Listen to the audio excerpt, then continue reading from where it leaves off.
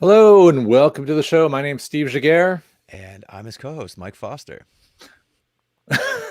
Say Mikester? Mike Foster? Ah, Okay, I think you said I'll Mikester go there by for a Mikester second. though. Yeah. Sounds good.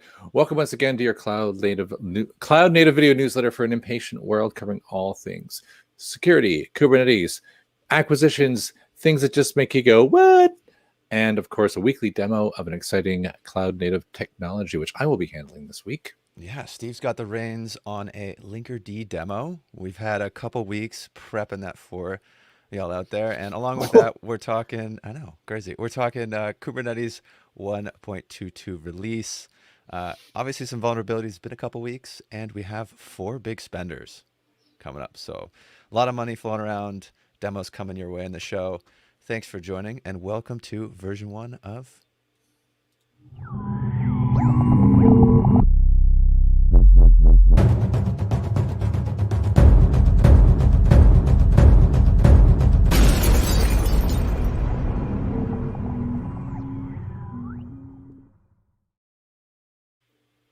Yes, thanks again for joining. If you like what you see and you're on Twitch and YouTube, if you're on Twitch, follow, leave a comment. We love hearing you chat live with us on Twitch and YouTube. If you're on YouTube, you can always catch videos later, along with all the links as well. They'll be in the description of the episodes after, I think during the show, right, Steve?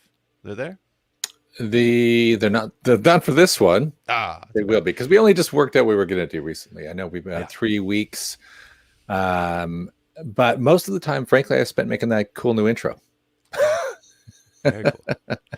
Yeah, and once in a while during the show, we'll have some special guests on. So I know that we're looking forward to having some throughout the show. Steve, you have a special guest for today? I do have a special guest, and it's very exciting. Huge Kubernetes enthusiast, none other than Danny DeVito. There he is. Definitely the real guy. Yeah, so happy to have Mr. Vito on. Mr. DeVito. Happy to be here, guys. Wah, wah, wah. All right, yeah. It was 4 weeks. We have a lot of stuff to get into. Yeah, Mr. DeVito, just off to the side here while we get started. I feel like I need to explain. This was a birthday gift, by the way. This is the kind of friends I have. Thanks, Jason. Jason's a big fan of your demo or your intro there, Steve. I know, until he sees He sees the demo, yeah. All right. Should we get started? Yeah, let's get started. We got a lot. We a packed show, as you often like to say. Yes. Because when you take 3 weeks off, turns out 3 times as much stuff happens. Mm-hmm. And that means we had to do a lot of vetting, a lot of curating, let's say. That's a more sexier way of describing it. I didn't add my screen. I had to stream. Top of the list is Kubernetes 1.22 release. Absolutely. And we have looked at this. Now, this is Sysdig. Sysdig has their own personal top picks from editors, from different people. I like how Sysdig does the release blog that they have. It's well done, I think. It's great because it's kind of a go-to. And then when you look at, even if you just go to DuckDuckGo and you search on Kubernetes 1.22, what's new, you get the 1.22, you get the 1.21, and it's always their article. And it's become like the de facto go-to for where to find out about it, which is great for Sysdig. Did you have any faves? Because there's too many, right? Yeah, I think to get into, and we're going to talk about it. Pod security policy replacement, I think, is the big one. It's going to take the highlight. But yeah, I mean, Seagroove's v2, I really liked in storage the ability to mount storage into a pod and only have it run on that node for the pods in that node. I forget exactly what it's called, but I'll find it down at the bottom. That's an alpha. What about you, Steve? What'd you have? Making myself dizzy.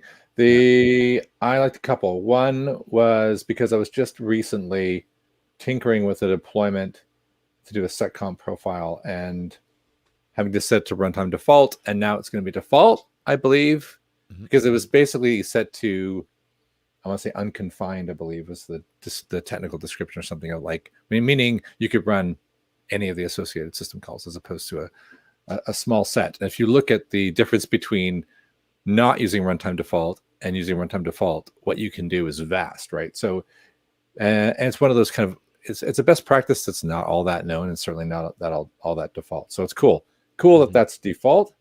And there was one other one What do you have next? Because then I told you what it Was was, and I yeah, already forgot. was it the API that you were thinking about? Oh, it was the load balancer one, the load Oh balancer yeah, class that came up it in was. 1.21, I believe, and Yeah, it's also mentioned here, but yeah, it's one that I bypassed me in 1211, which was essentially. So I've got a problem with specifically K3s, where you've got by default you've got traffic in there, but you may not want to use it. So the idea of like if you say type load balancer for a service, now you can add a qualifier which has its own type in Kubernetes as well, which is basically a decoration for a tag that says now I want load balancer class. hmm So if you use load balancer class, it means that say for I did load balancer in GCP just won't go ahead and create its load balancer. It'll go, oh, okay, you want something specific? I'll just leave it. And that's kind of nice. I like that. hmm what was I say? The other, it's graduated to stable too. One of my other ones was immutable label selectors for all namespaces. I think that's very important, obviously, to make sure that we have the Kubernetes.io metadata name that's immutable, that's unstable. It was the, if you scroll down to storage, there is the Going one that I was further? talking about. Yeah, it's all the way at the bottom. Of course, storage is at the bottom, but it's the new read Don't care about write storage. only access mode. Read write one, sorry. Only access mode Oh, there it will, is. yeah, restricts it to a single node, but allows simultaneously to access from pods on the node, which I think is a lot better of an option if that's the architecture you want to set up. But that's a different question. They spelled persistent wrong. Yeah, it's well, Unbelievable. send the email to Sysdig. We gotta choose another blog now. We can't be reading this one. No, it's lost all confidence.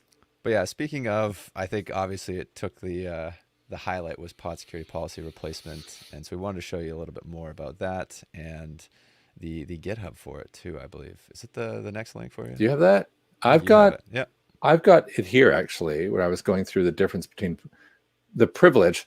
I actually found it a little confusing, and you can tell Mhm. me why you don't think it's confusing. Here, why is this still up?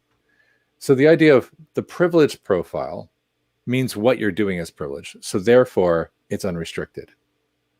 Okay. So there's a certain overload on terminology which creates simultaneous bad good definitions in this article. Privilege being I'm privileged, so there's no restrictions. Baseline is fine. And then there's restricted, which is heavily restricted. But then when they go through and say, all right, we're privileged, anything goes. Baseline, they start using the term restricted fields, which then made me go, huh? Is that in my what category am I in? Oh, in baseline. So Mm-hmm. it's just me being a moron, but the baseline is common containerized workloads, known privilege escalations. I think it's something as they define it somewhere up there. So you can, and a lot of them make sense. A lot of them actually are part of tools like, let's use yours, Kubliner, that they're looking for. A lot of these will look really familiar. Mm-hmm. Sharing host namespaces, privileged containers, unnecessary capabilities. These are all the things that the admission controller will be looking for if you're part of the baseline. And then you get all the way up into restricted, where things get considerably tighter, Mm-hmm. where these are the fields you're not allowed to have. Was there anything that you thought was odd about this? Like here's the runtime default, which is now default. So this is part of restricted, Yeah. or sorry, privileged, I restricted. I think I think that baseline, because I know that there was a lot of back and forth on the meetings about what should be baseline, because Right. those things are obviously going to change and they're going to vary by default for different people and how they analyze risk. The biggest thing to me and the best advantage is the uh, sort of the three sections where it's sort of watch, alert, and enforce. Because yeah, you have these three sort of profiles, but if you just want to watch it, it's not going to be a big issue. So you can have a very restricted pod security standard, but if you just have watch, no issue to your cluster, it's fine. Versus the original PSPs, if you didn't have a PSP, it would fail, right? As a default Right. closed system. That was one of the biggest issues, is that, hey, we start up a Kubernetes cluster and you can't access anything because it's shut down because you didn't have a default policy set up, right? And to be honest, this is a lot of the ways that there is a very similar architecture to the way our application works. So I tend to be all for it. You want to get in and you want to see what a very restrictive policy looks like, and you want to monitor and alert on it before you even get to the enforcement. I think that's a good standard. It's a good way to set that up Totally. in your dev clusters, right? And alert people as to the crazy things they're doing.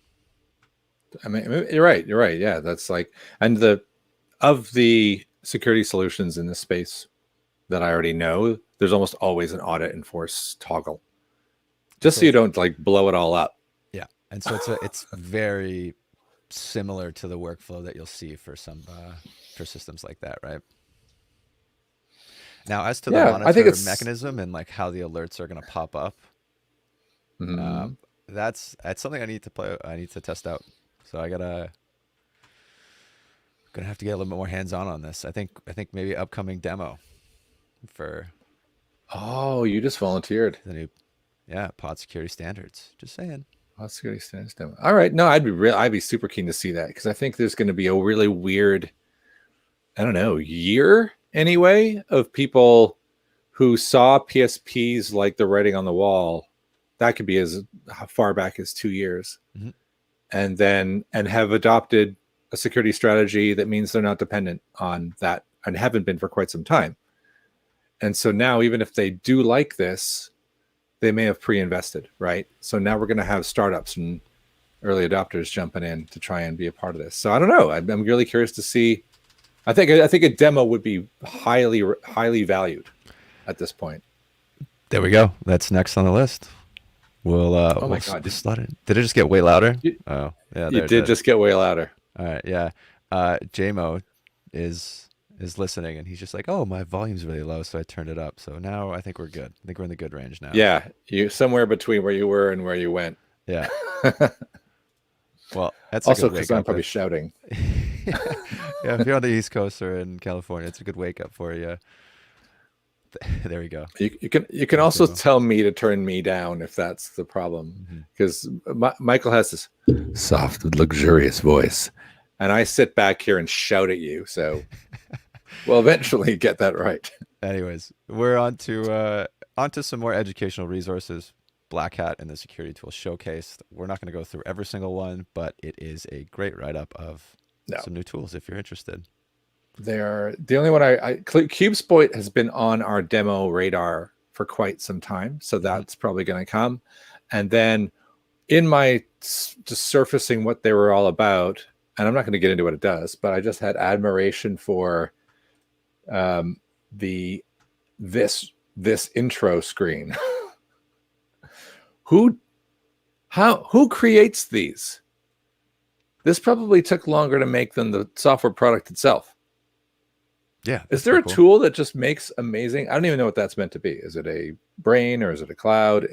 It's crazy. Anyway, that's all I wanted to point out, was that this is the kind of people, these are the kind of meticulous people you're dealing with.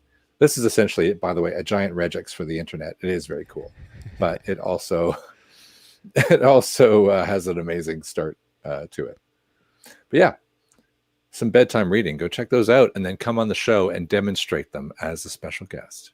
Yeah, there's actually a good another good tool to demonstrate as our last, the general news educational resources, the GCP Goat. Should have been the next one. The next, the GitHub Repository. This is super new. Yeah. Do you see how new it is? 18 days. Yeah. Just came out. Like, it emerged while we're off.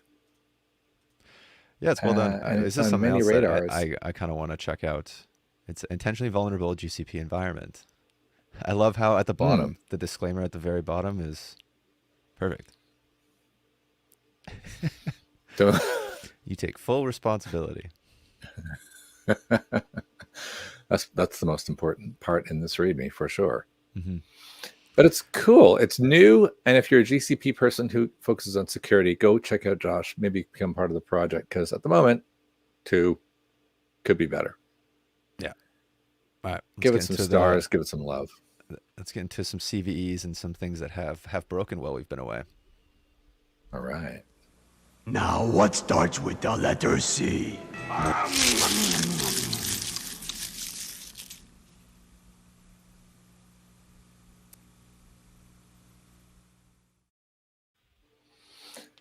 What's our first one? I may have my tabs out of order. You have the tabs out of order. I I think might. easy root shell. You wanted to talk about this. I just want to talk about it. So this is all right. Let me bring it up. This is when we subbed in the last minute because I saw an article like this. Must have been 2019. Feels like 100 years ago, but it's a really quite good article going through the basics of. It starts off with one that people have known for a while, like just a way to list all the binaries in a system that have the SCID binary on them, and then finding it that if you can exec via that tool, find is a great example. Well, if I can find and create a shell from my exec, I can go from being me to being root very easily. And it goes through a whole series of other different options that you can use in a very simple way. Nothing too crazy, nothing you need to be a hacker, but enough that I thought with KubeCon coming up in October in NA, there'll probably be another capture the flag. You want some tips on things you can play with to try and give yourself an edge. It's a nice little list. Yeah, Not a definitely. CVE per se, but Yeah. vulnerability. Yeah, I don't think the next one we have is a CVE technically either, but I We're came gonna need a across new this and I thought it Sting. was so funny. It was well, of All course, right, let it's a me. Microsoft vulnerability, It's but yeah, you can get root using a Razer mouse during the installation how process. So I don't know if anybody else saw this while scrolling across Reddit, but I stumbled upon this and I have a Razer mouse. So really yeah, try it. I, Another demo. I don't use it. But I definitely don't use it enough. But yeah, I should. We'll see if we can break my machine. Yeah, so basically, Did it's it? part of the installation process. When it wants to install the software, you can look at the proposed file location, and at that time, it will give you. It spawns a system process for File Explorer and not a user process. So you can use that to do all sort of crazy things. Nice. Yeah, Okay, cool. little things, just It's always software for Windows. your Razer mouse. Yeah, who'd have thought? Now, Unbelievable. is this really a great impact? No, 'cause most of the time you're going to Now, be installing the software, but it's big oversight. it's Kind of just more. funny. That's the Yeah, most important thing we consider. Those things come to the top of this show. yeah. And if we're gonna stick on the funny things slash crazy things, we might as well just transition to the next section. This Yeah, whole section, the previous one could have been this. This is no, when you chucked in there. Hackers breached U.S. Census Bureau in January via new article, but obviously they've kept it quiet. Via a Citrix vulnerability. yeah. So Citrix It's ADC is what they exploited, and as I was reading through this, it goes down. It talks about the CVE 2019 CVE that eventually got released, and there's a proof of concept that got released in January 2020. But the timeline is the thing that we go WTF, because the proof of concept was released on GitHub, and then they were hacked a day later. bang. Yeah, this is probably midnight, and this is midnight 01 Mhm. or something, or 11:59. I think the interesting thing too is the CVE was tracked in 2019, right? So it's at some point either government didn't take into account that the CVE was a serious threat, Citrix didn't notify them, something happened, but I don't know how you can have a GitHub release of proof of concept come out before you've patched this. Well, It's that's pretty. not a big gap. I'm not You playing think so? devil's advocate here, Yeah, a but month. that's only like a month, really, in a bit. And it's over Christmas, which is actually That's probably why. tactical, right? For some people. So that's probably the problem. The IT guys went on holiday on the 16th and decided to take a few extra days. They're back on the 13th. Fair enough. I will say one of the biggest issues is like you look at impact of a vulnerability, ADC's got to have one of the largest impacts for something that's got a Yeah, significant CVE. So it's a biggie, but they yeah, do come down and say like they didn't get that far. yeah, and that's It good. wasn't like data was released. It's just like one of these kind of, I don't know, one for the duh file Yep. where yeah, Patch your It servers. makes a It's better little Equifax-y. headline, I think, Yes. than the impact. Yeah, exactly. Which is why it's on the show. Yes. All right. Big WTF. This is my favorite probably of the show. Mhm. Next to my thing, a nice little breakdown from protocol on the behaviors of Elastic. What's it called? How can you stretch an open source business model until it breaks? And I called it Elastic Snaps, but bend it till it breaks. Elastic. Well, we talked about that. We think we did talk about this on a previous show. Yes. on version 0, where Elastic obviously got very annoyed that AWS just kind of forked and ran with OpenSearch based on Elasticsearch, having used their brand and their name for how long to, I don't know. It actually says in here, to make a ton of money. I'm like, really? I don't think that's it. AWS doesn't see that as a lot of money, but Yeah. I get it. But the point is, it seems to have instigated a series of backlash little moments here where Elastic cut off access to language for libraries that developers could use to build apps that would then use on the OpenSearch fork, and then cut them off if they were using the libraries but weren't paying for Elasticsearch's commercial product. So now it's like, what? And in the GitHub thread, of course, obviously here, you can see people getting like, because just stuff stops working, right? And the guy's like, what? So he's essentially, his gist here is that this kind of action forces somebody to choose. Instead of me developing a product that allows the user to choose between OpenSearch and Elasticsearch, because there's some form of parity, because I can use the same, because essentially the libraries will still work. You're forcing me to choose OpenSearch or Elasticsearch, but it's the Elasticsearch side that is angering me into wanting to go to the other one. Yep. And they were kind of backed into a corner, though. I mean, partially because of Amazon and partially because of, well, I think the biggest conversation we had in the previous season was don't name your open source tool the same name as your business. Right? Yeah, I know.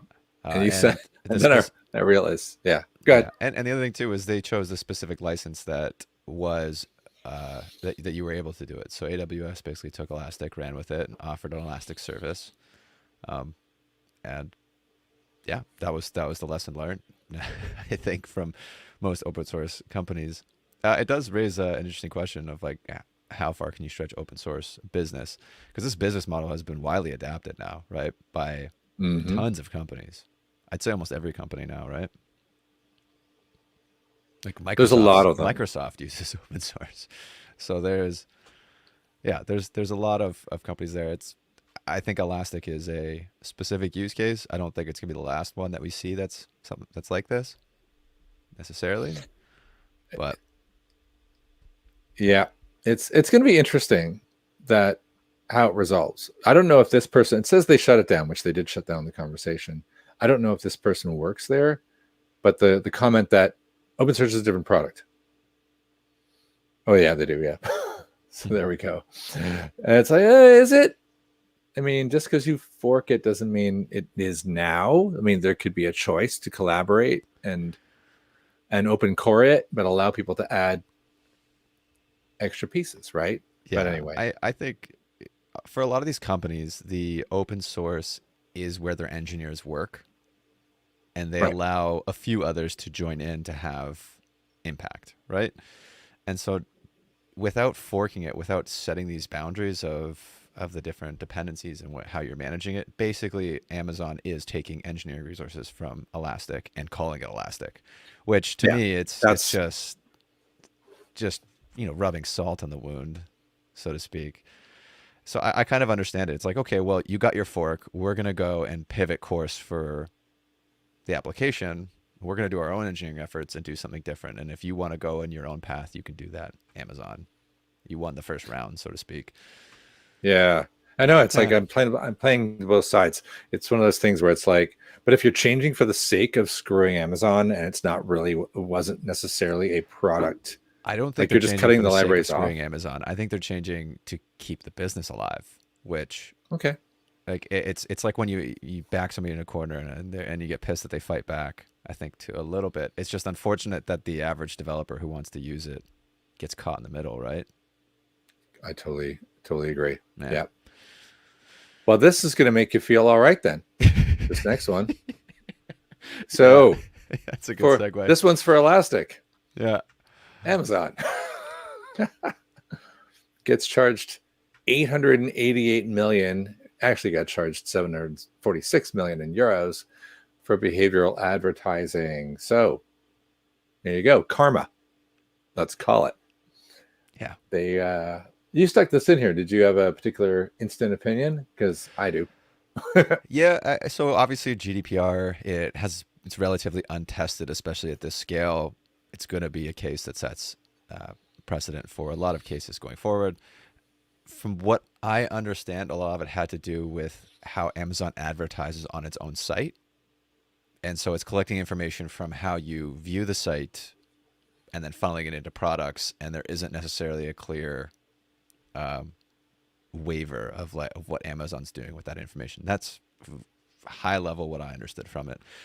So Yeah. I think it's just interesting when you're running your advertising and your platform in the same. How does that data need to be separated? Because a lot of the times it's platform, and then you'll use like Google Ads, or you'll use some sort of ad agency in the background, and they manage data like slightly differently. So it's going to be an interesting suit to follow. I think it's going to set a precedent for a lot of these big platforms and how they advertise their own services. Well, to kind of like flip it and give you an example of where, certainly here, because I'm in Europe, almost everywhere I go that is like an Amazon now forces you on your next login to say, we're going to collect data to use for personalized adverts. If you don't say yes, we're going to show you generic adverts. And then I generally say, well, don't sell my data, but I kind of like personalized adverts, frankly, because you do a great job of profiling me, and I like all the things you show me. So I say yes. So this is where they screwed up, because they didn't do that. And this now was in 2018, right? So it makes sense that this has been in the pipeline for that long, and all of the things that you're seeing lately have been in response to this huge lawsuit, right? Right. So everyone's went, ah! Yeah. Pop-up box. Do you want personal adverts or generic adverts? What I think is interesting is because GDPR is, what is it, 10% of revenue, I think is what they're allowed to hit you with as a max fine.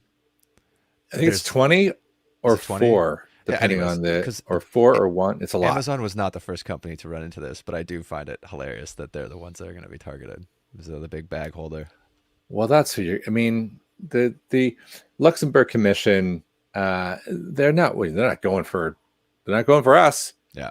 They're not going for the startups. They're going to like start on Amazon. But I mean, you've seen it in your experience. Then I guess you could say that the regulation has done its job, because whether or not the money comes through and this ends up getting paid out, you've forced all the companies to actually have a standard for data and advertising on their sites, right? Exactly.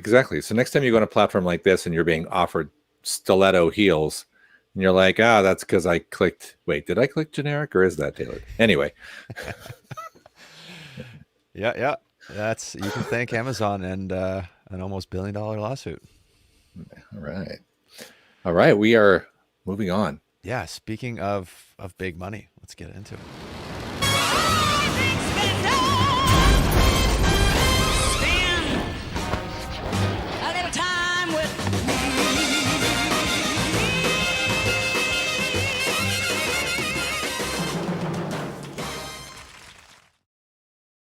My go-to karaoke song. Oh, great song. That's my favorite bit that you've created, by the way. Oh, thanks. All righty. We're going to crash right in. Ransomware. No, Norton, and it acquires. Who acquired who? They're merging. Oh, right. So this is an interesting one, because normally we talk acquisitions. They're merging into the antivirus empire. Ah. That sounds really sinister. Hey, that's a hell of a Yeah, hell of a headline. there's no, yeah, empires that never goes well. Yeah. Roman, Galactic, British, none have ended well. Okay. My initial comment, which is why I had it double clicked when we came over, was the deal comes just as ransomware is becoming a big issue. I feel like ransomware was a big issue quite some time ago, like WannaCry, like many years ago. But okay, I'm splitting hairs. That is a big deal, though. Yeah. I'm Are they uncertain. relatively the same size? They must be. I could not tell you which one was bigger. I guess maybe that's it. Hence the merge, right? Mm-hmm. Neither could afford each other, so they agreed. From a Kubernetes standpoint, I did have a question for you, because this comes up a lot in my day-to-days. Do it. Is there antivirus for Linux or Kubernetes? And how would you answer that question when somebody asks you that? The answer would be, well, it would be explaining. It would be, why are you asking the question? Do you have you had a compelling moment in your lives where you felt that you had malware? And I don't mean crypto. Crypto counts. Yep. Crypto miners count, right? In a Linux environment. But then my next would be, yes, there is an open source tool called ClamAV, which works on Linux and scans for viruses on Linux. Mm-hmm. It's open source, and many platforms just have it built in by default, potentially one you're already using. So worth finding that out. That would be my answer. But a lot of people then counter argue, including companies who build it in, and go, but it never comes up, never finds anything. Yep. And when it does find, like anybody who's doing anything in Linux isn't using known signatures, it's using polymorphic malware anyway. So it doesn't get caught.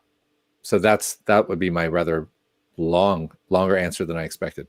What about antivirus in Kubernetes? Windows containers, maybe. Yeah, otherwise, never seen it.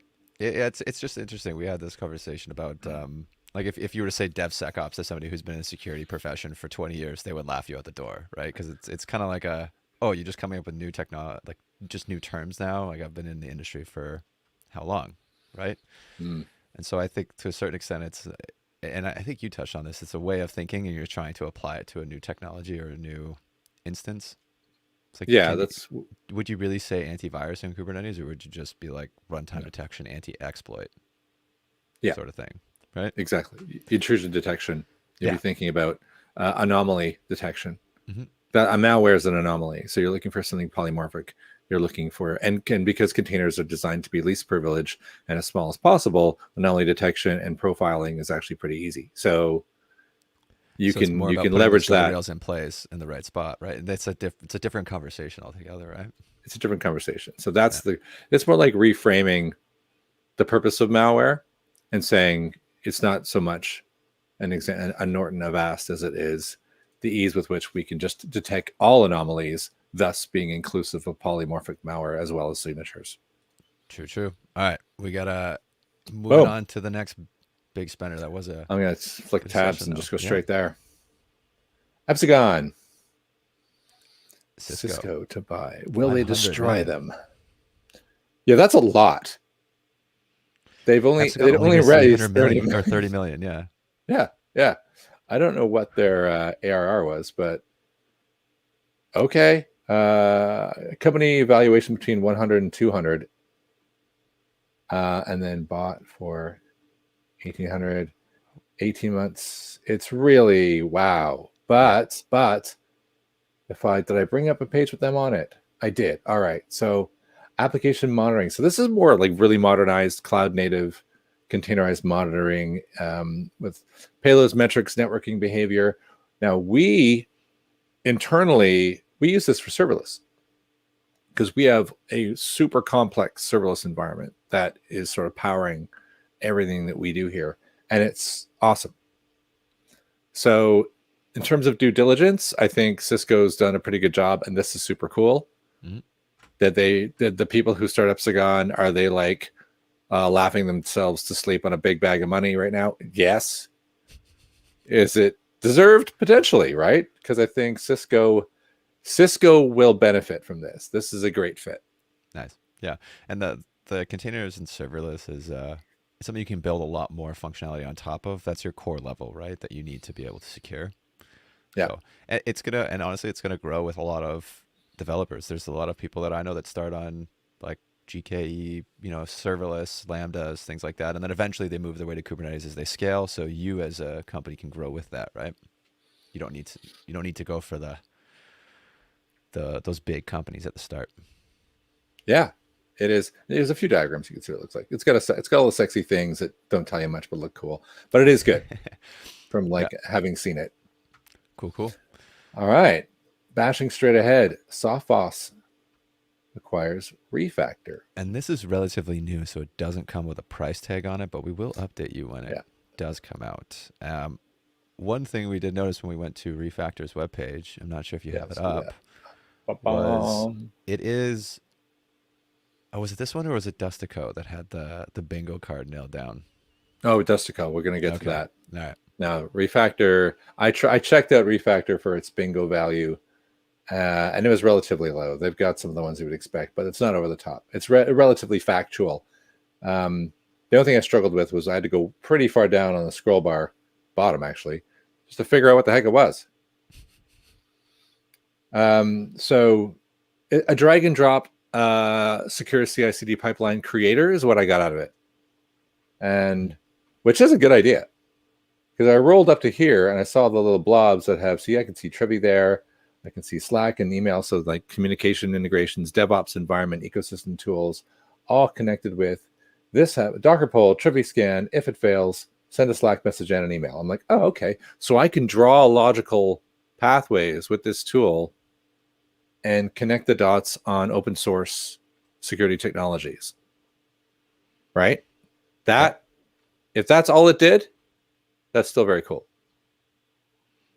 Yeah, no, it's and Sophos bought them. Interesting. But I don't know what's going on there. Like, really? I don't know. Like, unlike the Cisco other one, I already forgot their name. To me, this almost seems like a better purchase for like a CI platform. Like if you're like GitLab or something like that, I feel like this would have been a great purchase for you. Yeah. Right? Totally. Because you'll watch this, because we're going to tag you in a tweet after this. Yeah, GitLab. You missed out. Go get something like this. It looks cool, right? Or maybe they're building it internally, but either way, because this is based on open source, right? So probably are, aren't they? Yeah, they probably are. They probably are. Yeah, it is buildable, but it's not a Sophos core competency, so I don't know how they're going to integrate it. It'll be really fun to see what happens. Yeah, how Sophos improves as a result. Last big spender before we get to the main course. Checkmarks. Yeah. I'm getting nervous now because it's getting to me. Checkmarks acquires software supply chain security provider Dustico, who, I don't know, for like the 400th time, I never heard of, like on the show where we see these acquisitions and we're like, I don't know who Dustico are really. Checkmarks, I definitely know who Checkmarks are. Great SaaS solution, IaaS solution. They've just got a generally good security platform for modern technologies. But Dustico, we had to go there. There it was. Detecting supply chain attacks in code packages. And this is as we were reading, Matt Fuller's bingo card came into play, because we could even see threat intelligence, ding, machine learning, ding, zero trust. There it is there. Bing. So it's doing very good on the bingo card. Yeah. Price not listed. Ding. Very good. But they've been acquired. So again, really, like if you want to create a startup that's going to get required, don't use the bingo card to make fun of them like we do. Use this as guidance for your marketing. Mm-hmm. That's a money-making machine right there. This is so it's cool though. I mean, it's supply. I still don't. Did we figure out what it did? We talked a little bit about it. I was guessing that if you have like an SCA bill of materials and you're a commercial that they will look at your supply chain, check out the packages, run some both static and dynamic. How they do dynamic on packages independently, I don't understand. If anybody from Devs to Coast watching this, come on the show and teach us. Yes, that's what we want. Jason says $50. It says AI to do it. It's going to say AI. I feel like I want to look for the word. That definitely is one of the bingo cards, right? Like uses machine learning to identify threats. That is a bingo box too. There. Threat Well, intelligence. it only says threat intelligence. It doesn't say artificial intelligence, but it does say machine learning. So what are you doing with machine learning if you're not using AI? Yeah. Right. Same thing. So we're going to give it an implied AI, but that makes sense.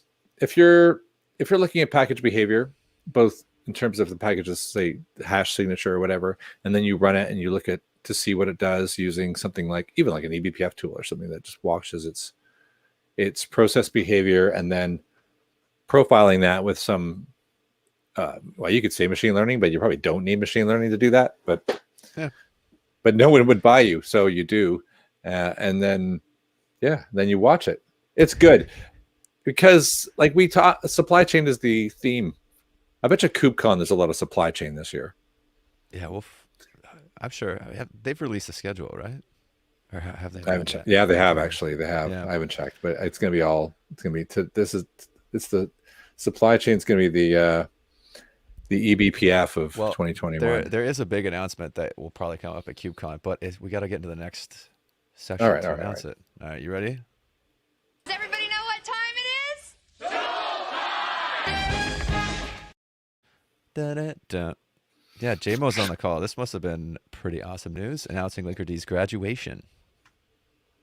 Oh, little throwing little hats in the air and donning fancy robes. I was gonna ask, what is the, because we on one of the shows we went through how you get out of there we go, incubation to sandboxed incubation. Like we read through the engagement, the steps, right? And it was to get to graduated, like you're in a camp with Kubernetes, and Prometheus, like that. That's you have to have like a whole hierarchy, a bunch of maintainers. You have to have some sort of meeting, I believe. There's a lot of things that have to be set up and consistently run. So it's awesome. Yeah, you're not messing around there. So that is pretty.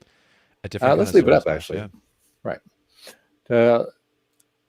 Linkerd's first service mesh project. I want to see what they coined this thing. I want to see how they describe themselves. Intense competition from the industry. Smaller, simpler service mesh built on the foundation of secure, future-forward technologies like Rust, rather than legacy like C++. There you go. Linkerd is built with a single focus on empathy for the user. Yeah, Istio does not have a lot of empathy for the user. Did you say? Where are you reading that? Is it here? You scrolled back up as I was reading it, but such an idiot. Yeah, anyways, I agree with everything you said. We got to see how empathetic it is towards you. All right, so there's going to be some good and bad here, mostly good. Let me get into. All right, let me just describe the scene. So and luckily Jason's on the Jason's watching, so he can he can no let us know where we've missed out and all right. So the motivation here, and most of my motivations for experimenting with tools, is my Raspberry Pi cluster, which is just above this skateboard deck there. It's not on camera right now. That's where our website lives. So if you go to our website, if you get put comments, so we have live comments to criticize what I'm doing. That's what I mean, y'all. Was to get a service mesh on my Raspberry Pi cluster and just see what it did. And as I think of something like, and you're going to correct me already, November 2020, I think it was, support for ARM64 came out, and I was like, yeah, let's do it. So I'm going to jam it up there and see what happens. And I used a combination of technologies to do that because I wanted to play with a few different ones. And the one I thought was the easiest way to get it onto a Raspberry Pi was to use Alex Ellis's, and he's the one who I also used to install K8s onto the Raspberry Pi, Arcade. And let me just share up and you can see what Arcade is. So, and I hadn't used Arcade before, so I'm kind of doing a dual mini tool time in front. So this is Arcade, and the open source Kubernetes marketplace. It works. It works whatever. It doesn't have to be for Pi, right? But it works anywhere. And if you want to install something like Linkerd, you just kind of type Arcade install Linkerd, and then you can see the post install screen for an app. A little like Helm can do this. Arcade info. But what's interesting about Arcade is that it's kind of agnostic to, there we go, to what the install process actually is. So where's my oh, it's lost connection to the pod. Of course, that means my demo is dead. Let's just do it again. Boom. What? Hold on. VPNs. Uh-oh. All right, I got to kill my VPN. If I disappear for a second, yeah. Ah. You have your VPN on during a stream? What is No, this? you can only turn the VPN on. I'm not going to say where I work. Okay, but yeah. we are forced to use our own VPNs. I'm still coming through, right? Yeah. And because of that, I can only turn it off for like 45 minutes. So the second the countdown's going, I turn it off. Yeah. And where are we? 45 minutes in? Yeah, pretty much. Yeah. And it just goes, ta-da, I'm back. What were you doing? It's dead now. All right. So okay. We're back. You're okay? Yep. Yeah, good. All right, good. Yeah, I can see my Wi-Fi just went dipped and came back. StreamYard's telling me. You tell me if it's garbage, but so that's going to come up. And what I really want to do is just run Arcade. Install. Let's see if this dash H works. So is that too small, you think? Yeah, this is the. You can zoom in a little bit. These are the things. All right, cool. I'll do that. There you go. We can see all the pods that are. Yeah, this is the options. These are the options. So if I want to install Argo CD, Cert Manager, like normally you go off and you're like, oh, what's better? Helm? Is there YAML for it? Or what? Do I have to change? Like it actually has some pretty good brains built into it. So I just did the install Linkerd, and all sorts of stuff happened, and it worked. And Did it just take you through some options to configure? Nope. It just worked. Wow. It was like, it wasn't instant, but it worked. And I was pretty super happy about that. So then it installed the command line tool, Linkerd. It called it 2, which is what, I don't know quite why it did that, but because in my other window, I've got Linkerd just installed. So I have both installed. And then you can, and so that was automatically installed. I didn't have to go get it. You can do that with Brew. Yeah, he's like Jason's saying it's 2-in-1. It's all there. Don't use There's one. a 2-in-1. Don't use one. I see. They were getting insights already. So I've got 2 there.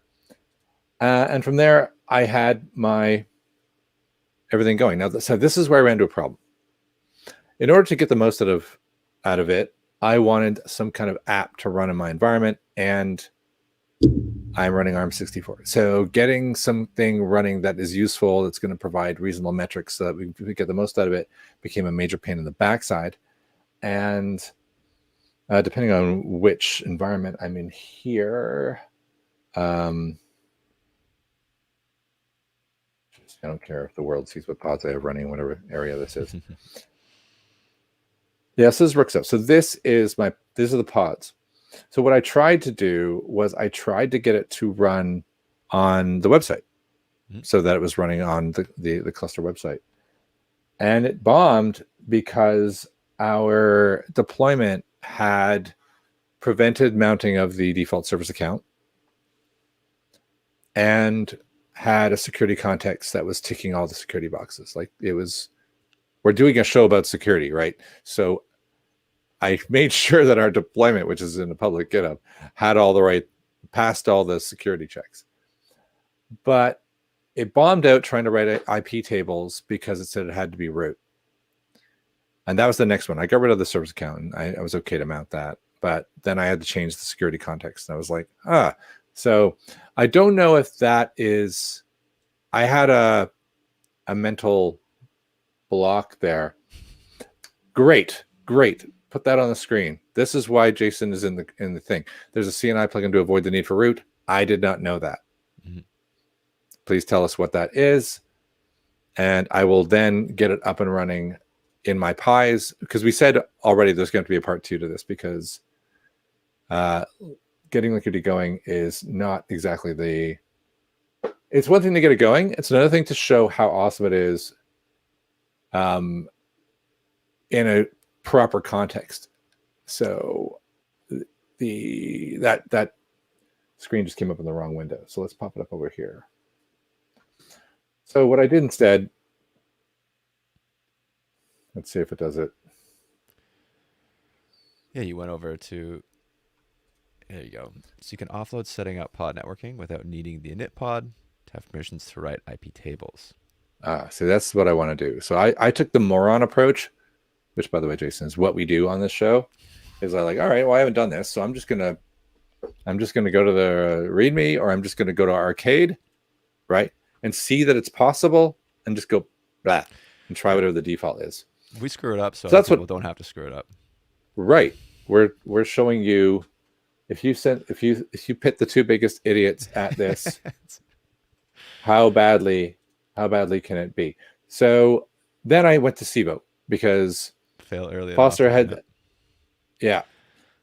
had such success with SIBO. Here's my SIBO. And I installed, while I was at it, I got that going. I got the Viz dashboard. I threw Tecton, Opa, Falco, and Prometheus in there, because I thought, well, now I'm set up for some future demos. Mm-hmm. And I got Linkerd in here, and I've got some right away. I was like, everything's up. This is like blam. And I added SockShop. Mm-hmm. And I added SockShop using the Linkerd inject. So basically, I just cat the complete demo, mm-hmm. pipe to Linkerd inject with a dash, pipe to K apply -f dash, one line. It's in the instructions for Linkerd. Like, I'm not a, it doesn't mean to be a rocket science. And it goes, and so you're not permanently changing your deployment, but you get a meshed deployment of so it in there. When you're doing that, are we basically like adding the annotation so that Linkerd understands it needs to inject the sidecar in that deployment? That was what that's the impression I got. It's through the annotation in there for me, because I did just pipe it to the screen first. Yeah, because I wasn't just going to, do whatever you want to my deployment. I'm not curious.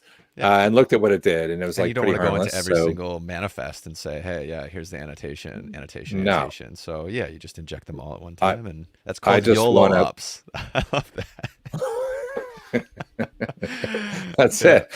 Yeah, that's what I did. Yeah, I just point at my directory full of manifests. Blah, blah, blah, blah.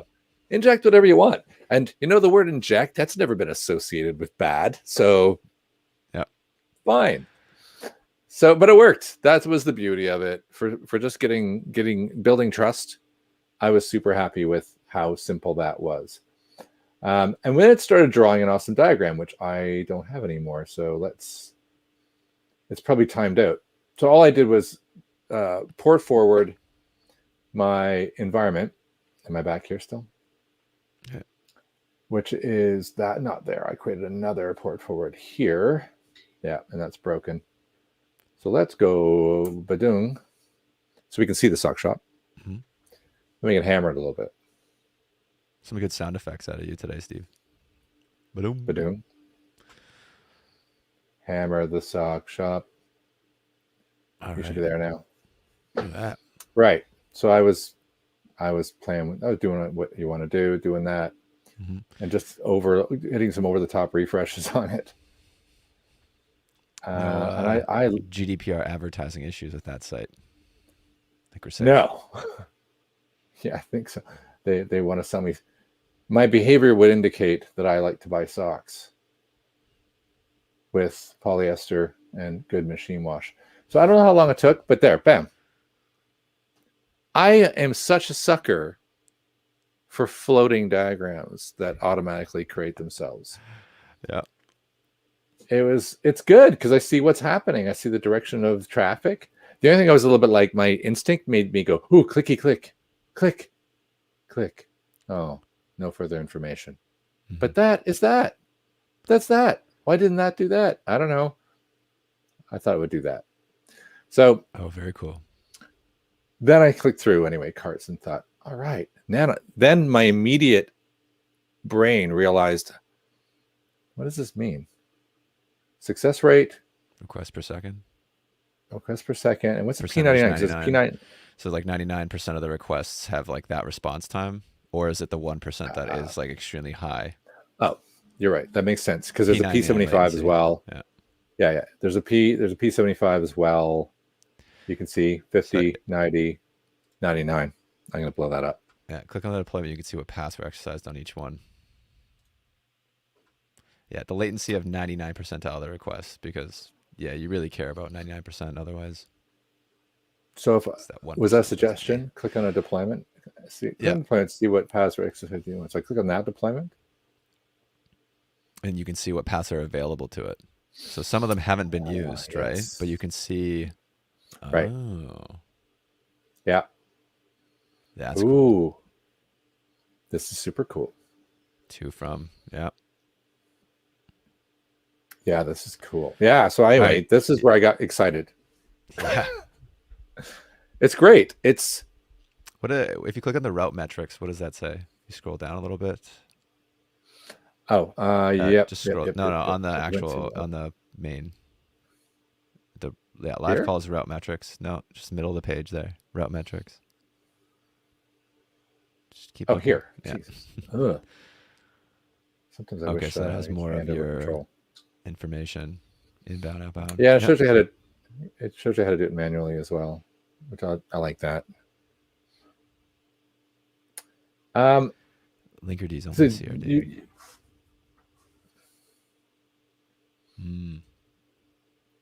Oh yeah, that's a good point, because that's one of Linkerd's unique selling things is like very few CRDs. So that is like what's being pointed out there. We're gonna have to have Jason on to explain the more bit, but so we should explain to people who don't know who this person who keeps popping up on the screen is. Do you want to explain why we're listening to him and we don't think he's a crazy person or just a crazy person? Yeah, Jason, I'm not sure. I forget what your actual title is, but basically, developer advocate for Linkerd. He's one of the main voices of the project, and honestly knows way more than than both of us. So by default, he is the expert. So this So we're and this is like not just developer advocate to advocate.